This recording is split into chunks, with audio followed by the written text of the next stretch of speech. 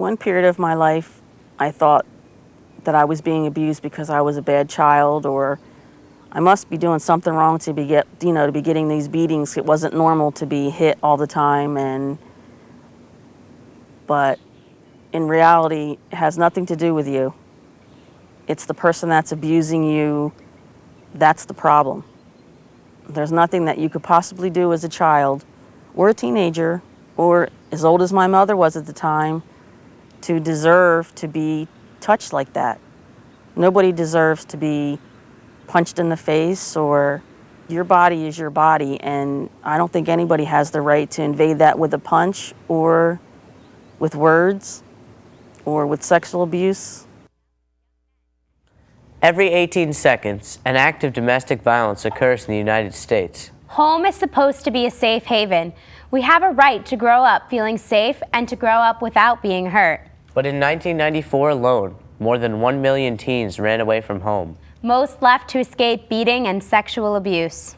The tragedy is that domestic violence creates a cycle of violence that is difficult to break. 73% of abusers were abused at home as children. Domestic violence is our topic of discussion today on Realfaith TV. Hi everyone, I'm Jack. And I'm Beth. At the start of our program, we met Sharon, our spotlight guest. She was a victim of domestic violence from the time she was 5 years old through her teenage years. She, like so many victims, became an abuser herself, beating on her husband. It was when she had a child that she recognized she needed to get help and wanted the cycle of violence to end. Sharing her story with us is part of her healing process. We'll talk with our studio guests about domestic violence and hear more from Sharon a little later in the program. But first, let's meet some teens on the street and find out what they know or have experienced when it comes to domestic violence.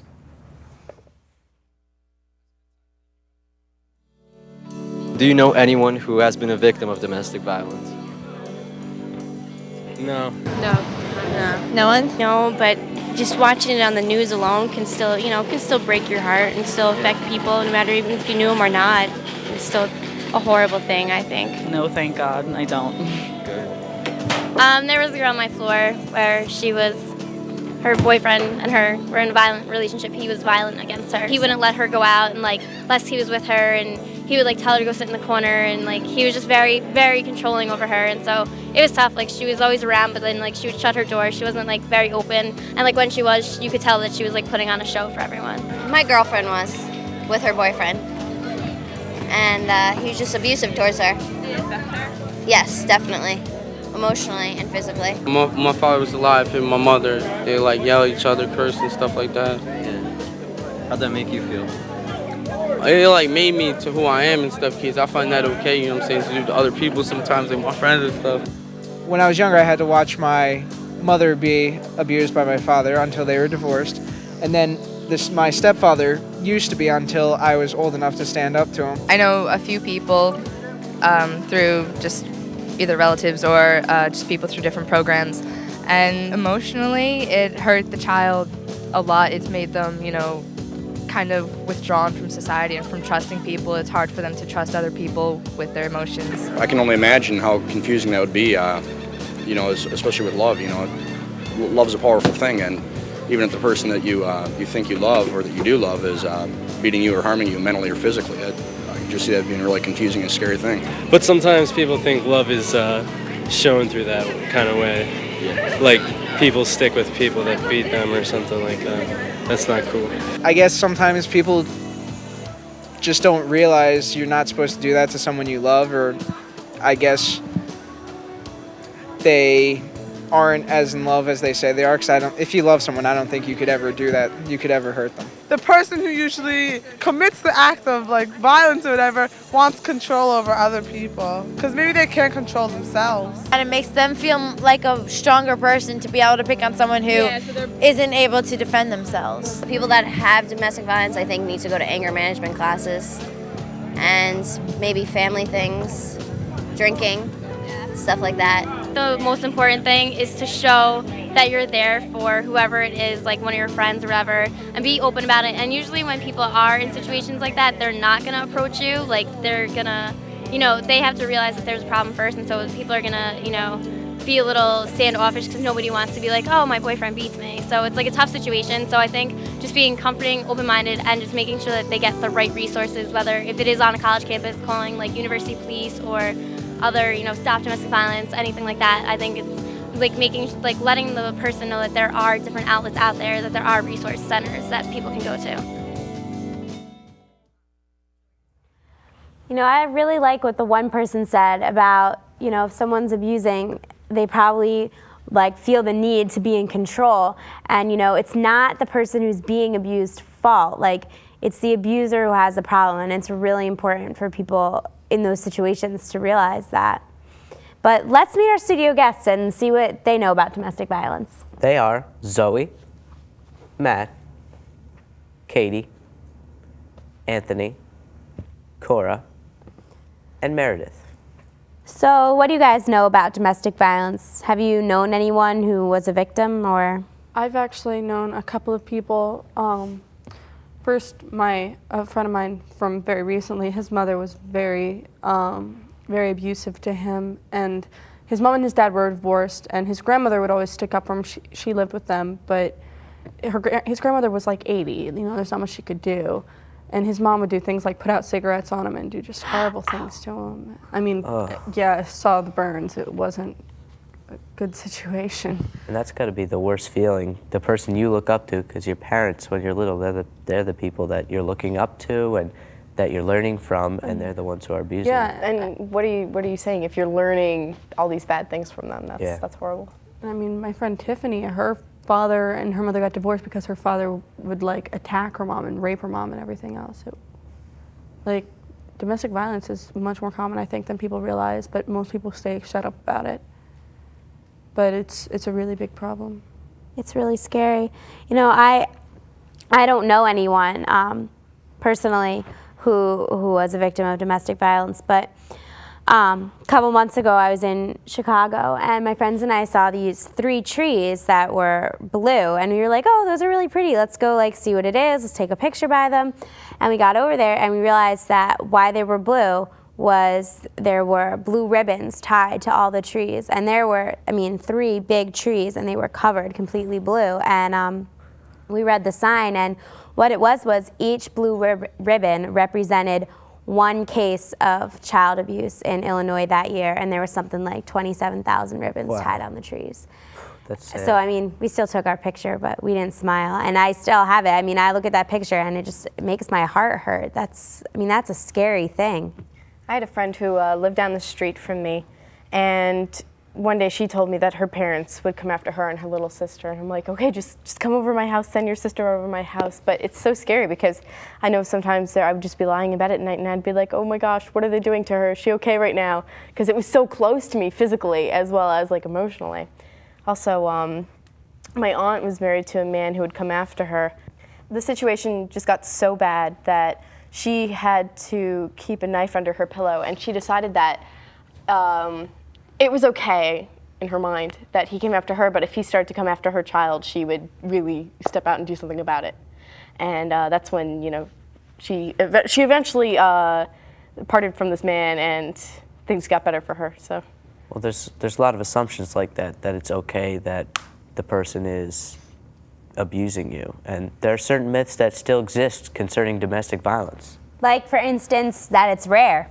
Or that it's perpetuated only by alcoholics, the mentally ill, or by drug abusers. Although these factors do occur in some cases of abuse, it's not true in every case. Another common myth is that victims somehow provoke it and should be blamed for it. But no person deserves to be battered. Another myth is that domestic violence is always physical. Verbal, emotional, and psychological abuse can be just as damaging to the victim. Fortunately, there's more awareness about it today than when Sharon was growing up in the late 60s and early 70s, but much more work still needs to be done. In this next segment, Sharon tells us about the abuse she went through and how it affected her teenage years.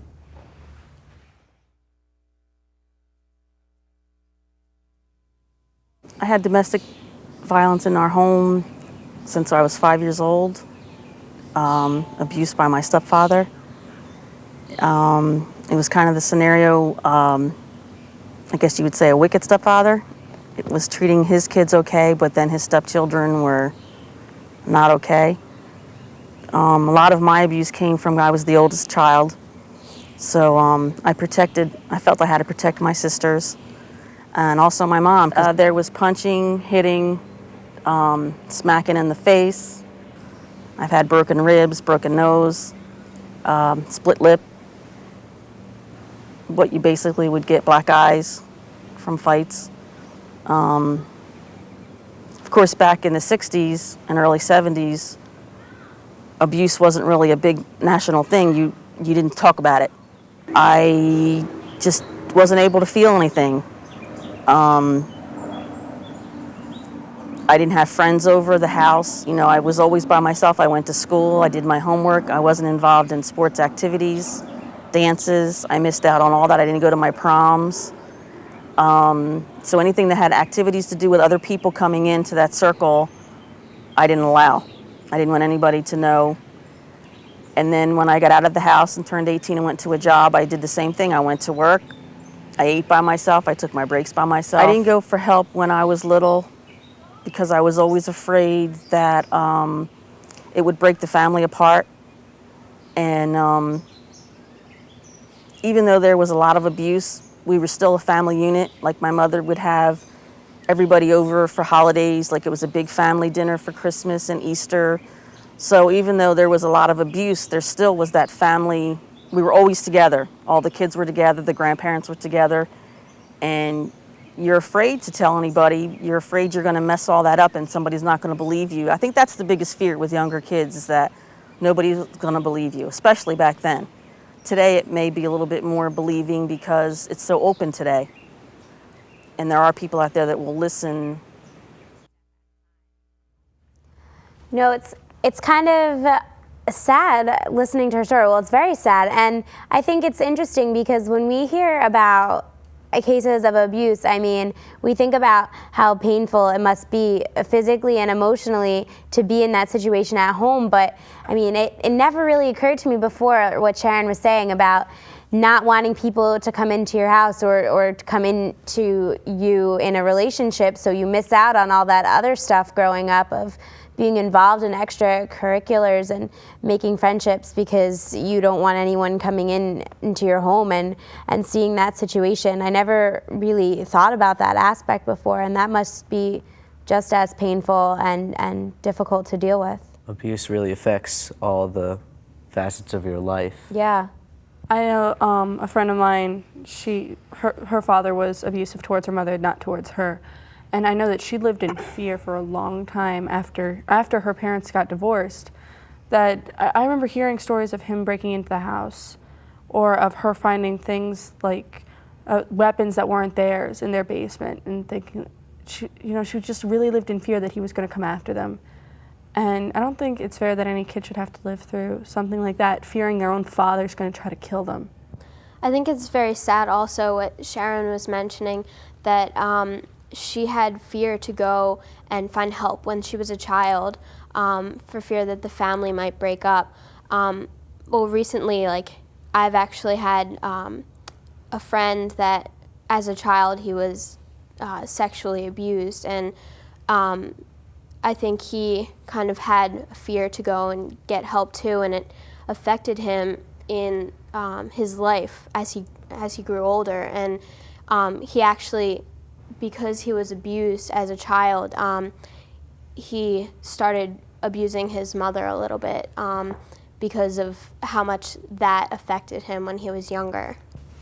As we said earlier, Sharon also became an abuser herself. In this next segment, she describes how she felt and related to people as a result of her own abuse. She also tells us how she finally recognized the need to get help. There's just something about it that you just can't say it out loud, especially if it turns into sexual abuse, or you don't want to cry, you don't want to be mad, you don't want to be happy. It's just like living outside of somebody's body, like you're walking around but you're really not in there. And somebody should have noticed that. I was very angry. You get very angry after a while because you feel that somebody should notice that. I have a daily struggle from the abuse still, a lot in social circumstances of being open and allowing me to care about someone. It's really hard to let that wall down once it's up, to really let people in. It's okay to have some friends, but it's really hard to trust. I kind of deal with that every day still. I'm still working on the trust and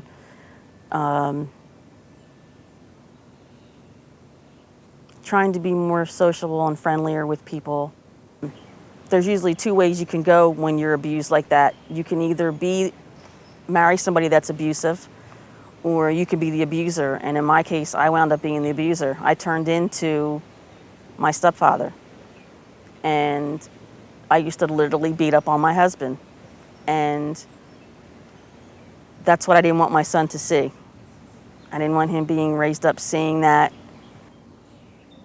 That's really tough for me now too, to realize what I did and the kind of person that I was back then. And it really wasn't me. It was like this other, like a split personality kind of situation. But this monster would just come out every once in a while, and I would just, like they say, go off, and I would lose it. It was very important for me, for my son. I didn't want my son to experience any of that coldness, and I wanted to be able to love him, and I just kept praying for help, that something had to break sooner or later. I couldn't go through a whole life feeling so cold. 9 years of counseling and a lot of prayers have helped Sharon to heal her relationship with her husband. She has even written letters to her abusive stepfather, who has since apologized to her. It hasn't been an easy process, but she's beginning to experience love in her family for the first time. I think it's really great that she was able to recognize the cycle and try and stop it when she had her son. I think that's like really great that she was able to do that, not just through prayer, but just being able to look inside herself and realize that she needed to do something. And spare her son what she went through when she was a kid. Because she doesn't want her son to grow up like she did, be abused like that. Yeah, because her son could grow up and be an abuser, and then his kids could grow up to be abused, and it's just, a never-ending cycle. It's good that she was able to break the chain. Mm-hmm.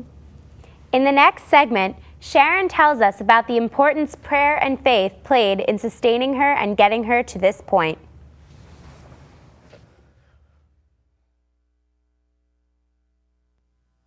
I went through a period where I really lost my faith. Things had gotten so bad where I'm thinking, oh God, there just can't be a God, because God wouldn't let this stuff happen. But I'd catch myself that night going to bed and talking to him after everybody was in bed. I'd be just in my room by myself.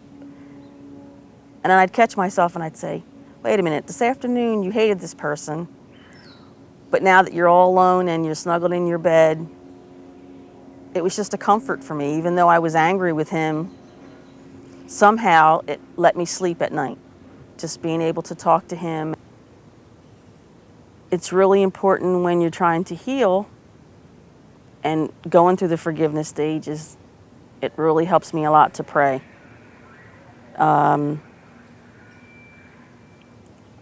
It just brings over this smooth, like soothing.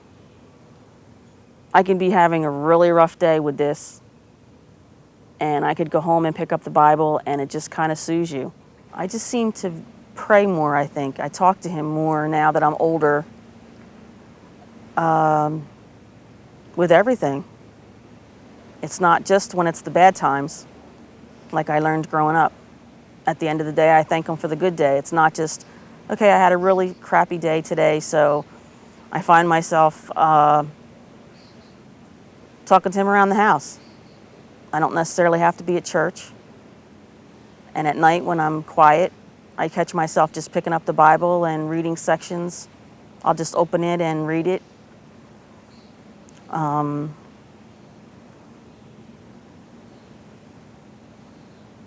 It's where I should have been a long time ago, I think.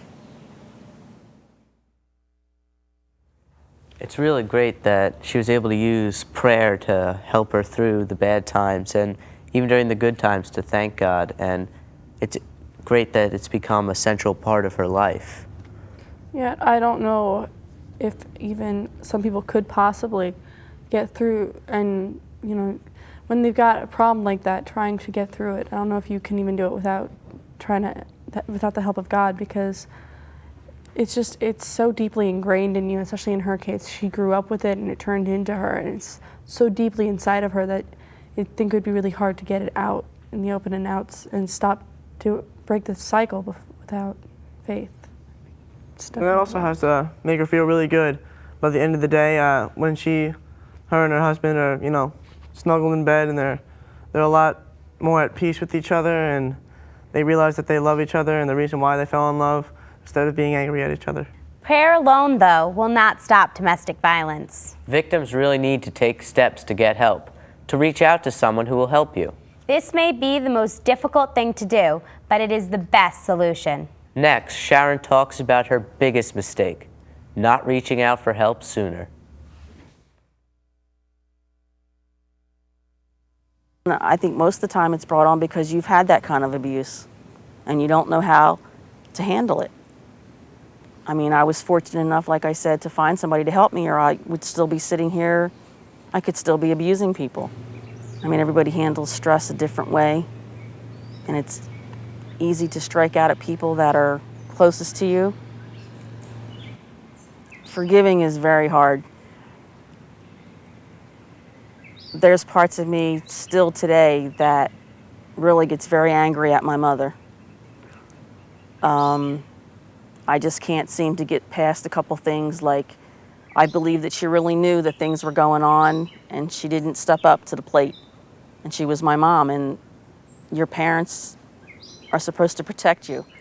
So I think forgiveness is very hard, but I keep praying for it. I keep talking about it. Talking about it helps you a lot. Understanding what happened to you helps you a lot. But I'm still working on forgiveness. If you find yourself in a situation where you're being abused, you need to get out. Staying in it is not going to help anybody. I think that was one of my biggest mistakes was, you know, when you're living it as a kid, you think it's a mistake to do the opposite. But after you've been through it and you analyze it and you get older and you get more experience behind yourself, it's a mistake not to do something about it. For you and for everybody involved. If you have siblings, whoever's in the household is absorbing all that abuse. It's not just you, it's everybody. So reach out for somebody. I don't think we can say it enough. If you are being abused, reach out for help. You don't deserve to be treated like that.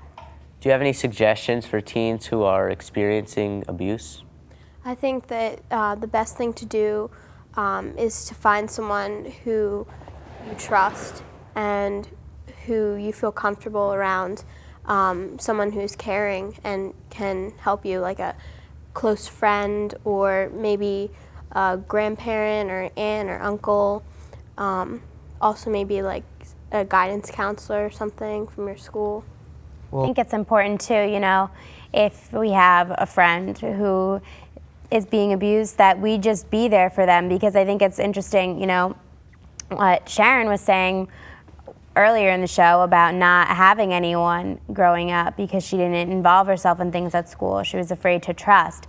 Be caring, be compassionate, be somebody that they can trust and that can be a constant in their life, and show them that you really care, because I think that will help them with the emotional aspect, in addition to, you know, counseling from somebody who's trained in that area. Absolutely. The best way to make a friend is to be a friend, and the best way to find a supporter is to be a supporter as well. They should also look to prayer. Definitely. To help them, like Sharon did. Definitely. Prayer on your own, before you go to bed, going to mass, doing the rosary. There are so many different ways to pray. And obviously, you know, it's going to take a lot for someone to heal after experiencing something like that, and it's going to take a long time. But, it's something that they need to go through in order to, be at peace with themselves and their family. Definitely. Many teens confuse control with love. More than 1 in 8 teens experience physical violence in their dating relationships. They think that when their boyfriend or girlfriend doesn't want them to have any other friends, it means he or she loves them too much to share them. On the contrary, this is a warning sign of future violence. When you live with violence either at home or in your dating relationships, drugs and alcohol may seem attractive. You may feel like running away from home or dropping out of school. These are very normal feelings, but they are only temporary escapes that will lead to other problems. The healthiest thing to do is to get out of the violent situation and seek help. If you would like more information on domestic violence, log on to our website. We'll post links to sites with more information. The address is realfaithtv.com. Or call us at 609-406-7402. And one final thought. In 1979, responding to the problem of family violence, the United States bishops wrote, "Abuse, assault, or murder are not less serious because they occur within the family." Violence, whether committed against the family members or strangers, is antithetical or completely opposite to the Judeo-Christian message of love and respect for the human person. Thanks for watching. We'll see you next time on Real Faith TV. God bless.